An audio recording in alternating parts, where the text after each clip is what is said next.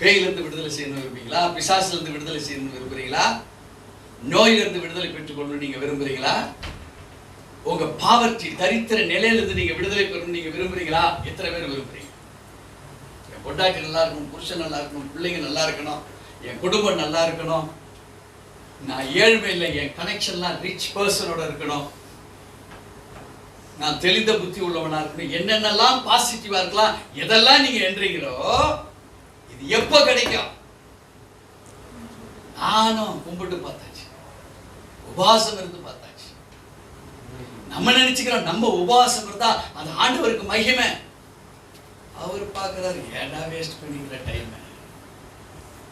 உபவாசம் உன்னை குணப்படுத்துறதுக்கு இரு, நீ என்ன ப்ளீஸ் பண்ண வேண்டாம். I have come to please all the people of this world. நான் எல்லாரையும் சந்தோஷப்படும்படி சமாதானம் அடையும்படி தான் நான் வந்திருக்கிறேன். என்ன நீ ப்ளீஸ் பண்ண வேண்டாம்.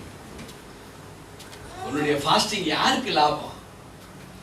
உனக்கு லாபம் வர்றதுக்கு, உன் குணாதிசயத்தை மாத்திக்கிறதுக்கு, உனக்குள்ள இருக்கிற இல் ட்ரீட்மெண்ட் பிளான் இருக்குல்ல, ஒரு பெரிய இண்டஸ்ட்ரி உள்ள ஓடுது மைண்ட்ல.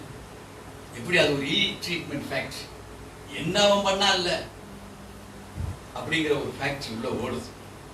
இதெல்லாம் உடைக்கப்படணும். அதுக்காக தான் தேவன் தன்னுடைய அன்பை நம்ம மேல செலுத்துகிறவராக இருக்கிறார்.